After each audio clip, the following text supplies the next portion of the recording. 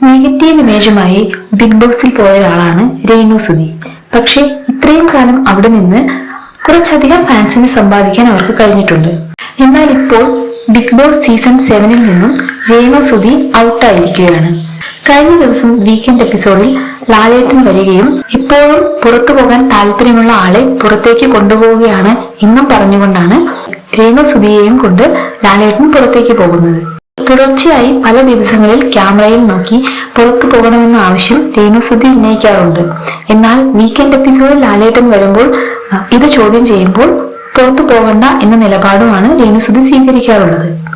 ഈ ഒരു നിലപാടില്ലായ്മയെ ലാലേട്ടൻ പലതവണ താക്കീതും ചെയ്തിട്ടുണ്ട്. ഇങ്ങനെ ഇടയ്ക്കിടയ്ക്ക് പുറത്തു പോകണമെന്ന് പറയുന്നത് ബിഗ് ബോസ് റൂൾസിനെതിരാണ്.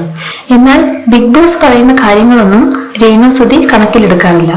അതുകൊണ്ട് തന്നെ ആവാം ഇങ്ങനെയൊരു ഡിസിഷൻ എടുത്തത് എന്നും പ്രേക്ഷകർ പറയുന്നു.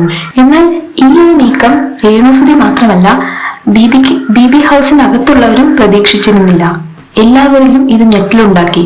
രേണു സുധിക്ക് ഇതൊരു വലിയ ഷോക്ക് തന്നെയായിരുന്നു. രേണുവിനെ പോലെ ഒരാൾക്ക് കിട്ടിയ ഏറ്റവും നല്ലൊരു ഓഫറാണ് ബിഗ് ബോസിലേക്കുള്ള എൻട്രി എന്നാണ് പ്രേക്ഷകർ പറയുന്നത്. അതിനെ വേണ്ട വിധം ഉപയോഗിക്കാൻ രേണു സുധിക്ക് കഴിഞ്ഞില്ല.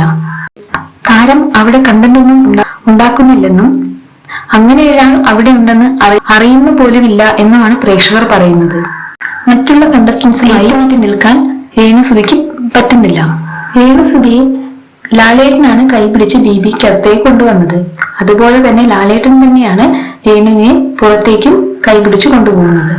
പുറത്തെത്തിയ ശേഷം ലാലേട്ടൻ രേണുവിനോട് ചോദിക്കുന്നുണ്ട് എന്ത് തോന്നുന്നു എന്ന്. അതിന് താരം പറയുന്നത് പുറത്തു പോകുന്നത് തന്നെയാണ് നല്ലതെന്നും തന്റെ ഹെൽത്ത് ഓക്കെ അല്ല എന്നൊക്കെയാണ് പറയുന്നത്. ഇത്രയും നാളും തനിക്ക് സപ്പോർട്ട് ചെയ്ത പ്രേക്ഷകർക്ക് നന്ദി പറയാനും താരം മറന്നില്ല.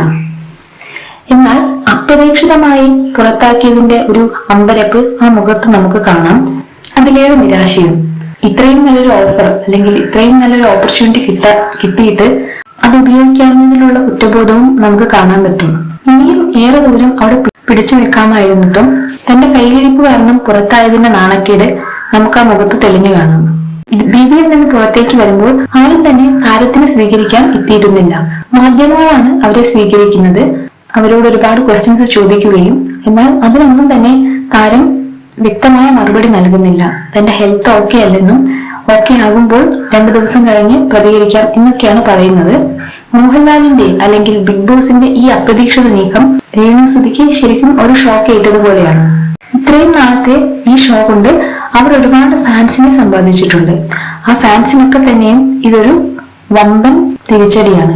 പുറത്ത് ഇതിനോടകം രേണു സുധിക്ക് ഒരുപാട് ഫാൻസ് ഉണ്ടായിട്ടുണ്ട്. ഇനി ഒരു വൈൽഡ് കാർഡ് എൻട്രി വഴി താരം അകത്തെത്തുമോ എന്നുള്ള പ്രതീക്ഷയിലാണ് പ്രേക്ഷകരിപ്പോൾ. രേണു സുധിക്ക് വേണ്ടി മാത്രം ബിഗ് ബോസ് കാണുന്നവരും കുറവല്ല.